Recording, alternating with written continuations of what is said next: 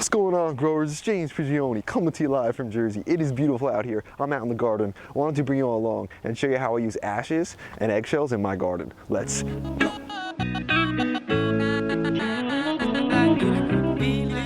Things like eggshells and ash are excellent materials to add to the garden. They bring in different kind of minerals, nutrients, things like calcium from your eggs, potash from the ash. So it's a really good beneficial thing to add to your garden. The only thing is something like ash, which we've got here, wood ash, which is just created from, burning wood, it's super concentrated, which can throw the balance of your system off just a little bit. I remember a story by Masanobu Fukuoka in his book, The One Straw Revolution, and he talks about how he had a bed, which was, I believe it was wheat, and it was producing pretty well, but he wanted to increase the production even more, adding some ash for some potash. So before he added it, he went out to the garden. He saw that the ground was just littered in all these kinds of spiders, webs all over the ground everywhere. So what he did was he took his ash, he sprinkled it over his whole field so he could get that extra potassium, get a bigger harvest with just a quick little additive. What happened is when he came back about a few days or a week later, all the spiders were gone. He had thrown off his pH, the balance of his system, so much that he lost a lot of his beneficial insects. So I want to encourage you guys not to make sure when you're adding things to the garden, make sure they're not super concentrated. The way we're going to actually lower the concentration of this ash, but still get a lot of the great things from it, is by making a compost pile. First thing you got to do is source the resources. As you can see right here, we've got some material. What this is just chicken manure mixed with wood shavings. This came from my chicken pen, and this is an excellent resource. I make sure whenever I clean out the chicken pen, I store all this in a section that I can use it later. That's what a resource is, basically stored energy that we can use at another time, well, when it comes to gardening. So what I'm gonna do is take this material that I've sourced, and that's basically the most important part when starting a compost pile. The first most important thing, to source all your materials, because what you put into it is what you're going to get out. So adding a diverse number of things, a diverse number of different kinds of things like eggshells, all different materials, you're going to bring in more food for those microorganisms and get an even better compost at the end. So as you can see, we've got some eggshells here. We're just going to crush these up, and these add a great source of calcium to our compost pile, and again, add more diversity. Now that we've spent some time and got our materials sourced, an important thing to do is to understand the ratio of starting a compost pile. When you're building a compost pile, you want to have a ratio between the amount of carbon and the amount of nitrogen within your system, within your compost pile. So I've heard a few different methods. One I'm going with now is Jeff Lawton's method, or the Berkeley method of doing it. And he says about 50-50 ratio between the amount of carbon and the amount of nitrogen. Some of the other books I've read, they've wanted about 30-1, 20-1, but I think that's a little bit just almost like a misunderstanding, because Jeff is talking about having like the same amount of carbon material as the same amount of nitrogen material, while some of those books talk about how some materials have a lot higher forms of nitrogen or carbon. So the idea is to keep a good ratio between the brown and the green. What I'm going to try to do is use a lot of this brown material, as you see, and mix it with some of my manure and some of my other greens, and that's going to give me that right nice ratio. If you've been following some of my videos, then you know just recently I ripped all this stuff out of the food forest, some of the annuals and stuff, and it got this section ready so we can start composting. So we're just going to take this apart here, and I'm going to build this pile right here.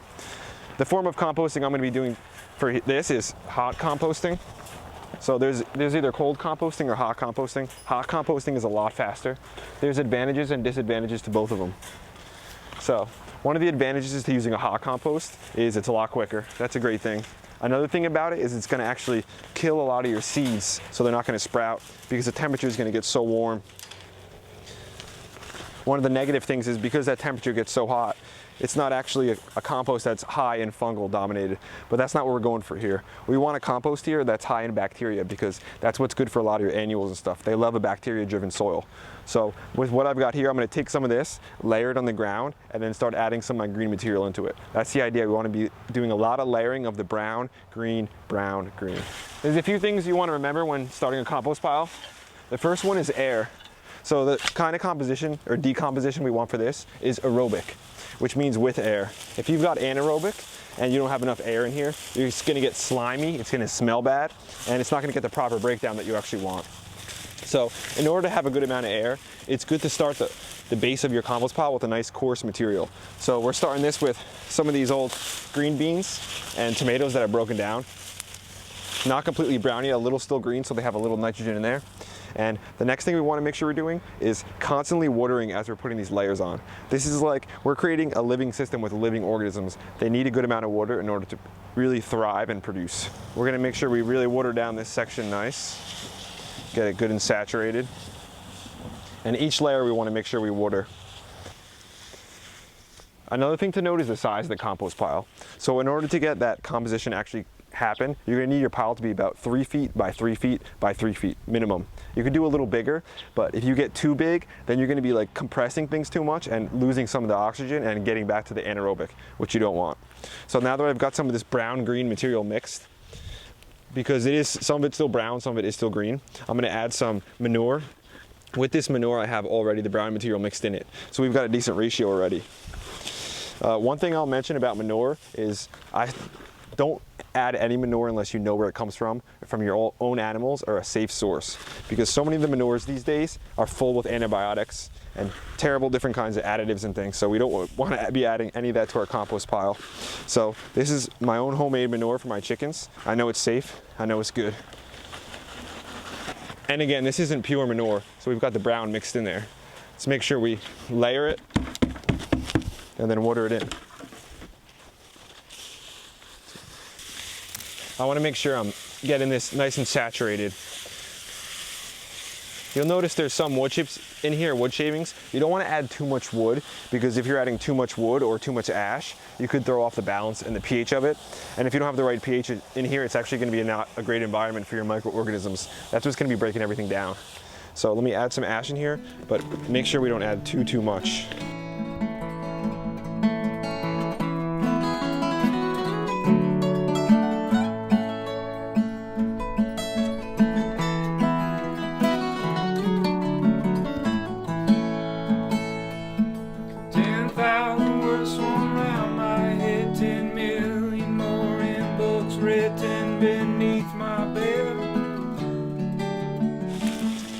You can see there's still some green beans. But again, using this hot compost method, we're going to be actually cooking it up hot enough that it's going to kill a lot of these seeds, so they're not going to be sprouting, which is a great thing. But one of the even better things about a hot compost is if you do have some things where there's some toxins in there, maybe you have like, you know, a little section that was, I don't know, some toxins mixed in with maybe some of your plants that you got from a different resource. The composting through this process, this hot composting, that will actually make a lot of those things inert. So what basically happens is you have, you know, these compounds that are toxic, and what the composting process does is add kind of long chain carbon things, carbon molecules, and adds them to the compound and locks it up, makes it inert. So that's what happens, but the only thing is you can't have too much toxins. It's got to be a balance. So got that layer on. Let's keep watering. We're going to try to make sure we keep this pretty tall and thin, because it's going to compress itself down. Again, 3 feet by 3 feet by 3 feet. That's the minimum. Don't be shy with the water either. I wrote or read them all and searching in the swarm, still can't find how to hold my hands. Next up, we're going to add some more manure. Another layer. Manure wood chip mix. Manure is the same with the ash. I don't really add manure directly to my garden, especially my veggies. Too hot, too super concentrated. I want to put it through this process. We're not going to lose anything in this process, just not going to be as concentrated. I mean, in a hot composting, you do lose a little nitrogen, more than you would in a cold compost, but this is how we like to do it. One of the things I love about composting is you get to use everything, and you get to understand and get in touch more with the cycle of things. So you get in touch with the cycle of plants and the cycle of, you know, the chickens. So the chickens use the manure, they eat our food and stuff, they eat our snacks, but then they use the manure, it goes back into the garden, and everything just works together. Especially when you're in a natural system. That's why natural to me is just so much fun. Got that pretty watered. Add a little more ash. Then what I've got here is, I mowed the lawn this morning and got the rest of the greens that I could get, the rest of the fresh greens, because your grass clippings are going to be an excellent form of nitrogen. I've got some leaves mixed in here too. So this is really going to help get this compost cooking.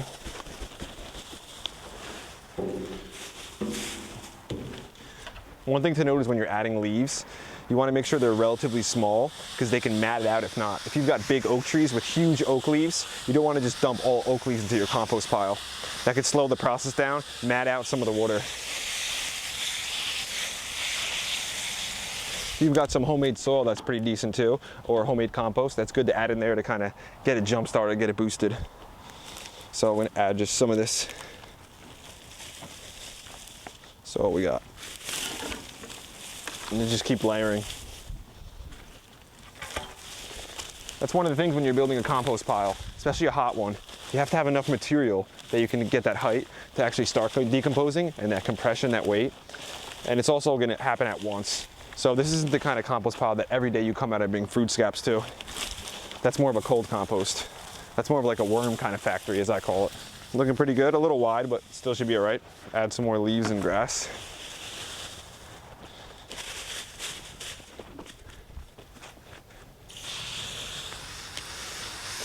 And this compost pile here, I'm not going to be fencing it in, because just within 3 or 4 days I'm going to come and mix it and rotate it again. That's the style of compost we're doing. And I'm also going to be covering this with a tarp. I know you need me in the next room over, but I am stuck in here all paralyzed.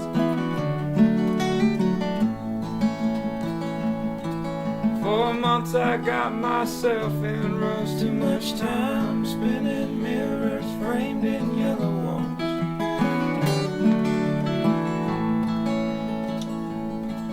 I hear their call.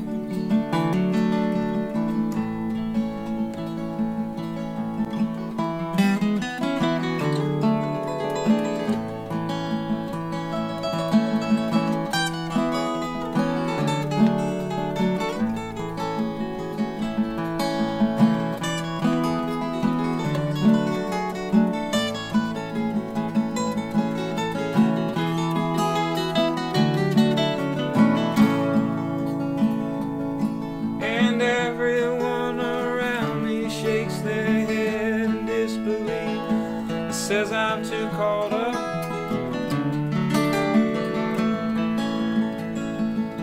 They say young is good and old is fine and truth is cool, but all that matters is you have your good times. But their good times come with prices, and I can't believe it when I hear the jokes they make. This is really going to be the most tedious part about it, because we're not going to have to layer as much next time when we mix it. After we mix it, we're just going to take the top and put it down and just reverse, the same order that we put it down in. So it's going to work out really easily for us. Make sure we get this all super saturated. Now I'm actually going to add some of this soil mixed with some old veggies and stuff we got here. What this is going to do is help compress it a little bit. Some of the stuff is already breaking down. Let me get my tool of choice when you're doing this kind of thing, the pitchfork. So these are some veggies and stuff that we didn't get basically before the frost. So this stuff's already started to compost. We're going to mix it in. I probably could have mixed it a little lower, but that's okay. Got a pair there. At anyone's expense except their own. Would they laugh if they knew who paid?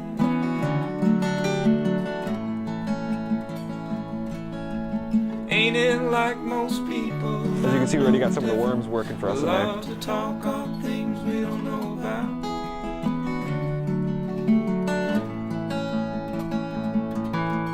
Ain't it like most people? I'm no different. We love to talk on things we don't know about. We're almost done layering here. Just gonna add a little more manure. There's a little more everything actually. And then we're gonna cover it with that tarp. Got this area nice and watered. You can see we had some straw in there too. That's what I love about compost. Right now it looks like an absolute mess. It looks disgusting, but this is going to be creating incredible, delicious, beyond organic food for us. It's just like, the contrast is amazing.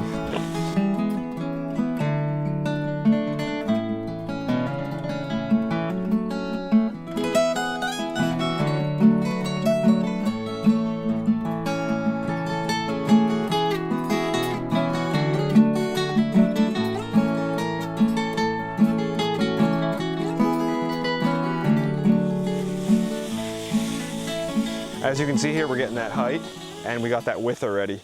So if we finished here, we would be composting pretty well, but we're gonna add just a little bit more. Having this thoroughly watered is so important because a lot of these microorganisms, they're almost like aquatic as opposed to like land or arid. They really need to move in water. So this actually has to be all covered basically in water in order for those microorganisms to live, to thrive, and to be able to reproduce. That's what they're gonna be working for us. After this gets finished and stuff, and it cools down, the worms will come in. And a couple days, day or two, we'll be able to come out here, stick our hand in the center to see if it's hot. It should be hot. It should be cooking. Let's add a little more ash on top. A little biochar in there.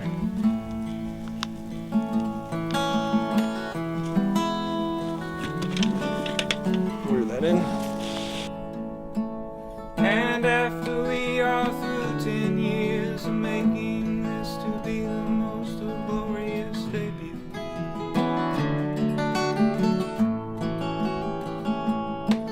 I come back home without my things, cause the clothes I wore out there I will not wear around you. Okay, things are looking good. I'm gonna add a little bit more of that almost finished compost down here, the compost that already started.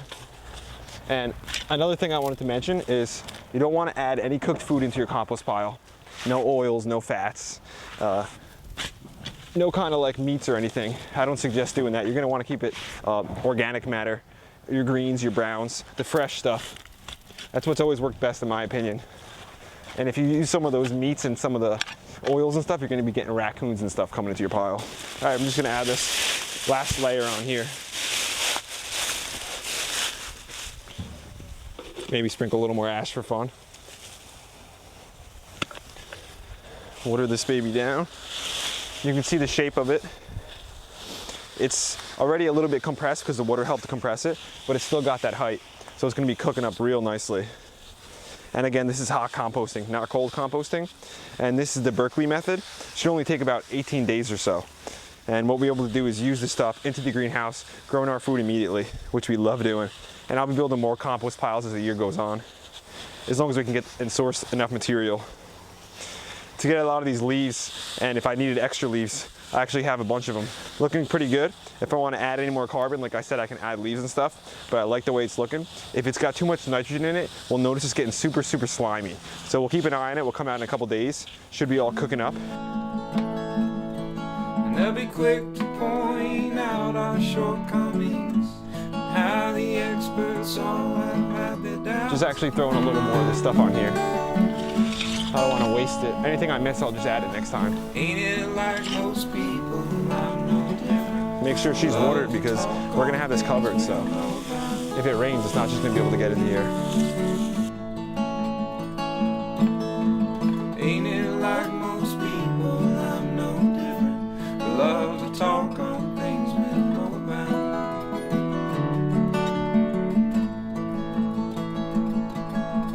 Ain't it like most people, I'm no different. We love to talk on things we don't know about.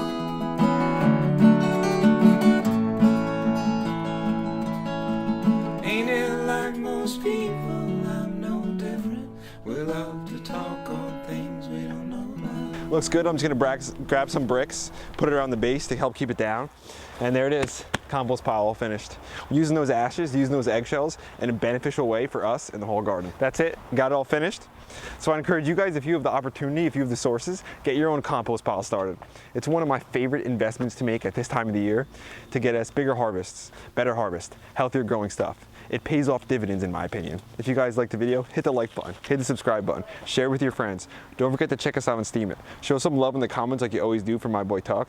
Let me know if you got some different composting methods or how you use your eggshells and stuff down in the comments. We'll be back at you real soon. James Prigione and Tuck, we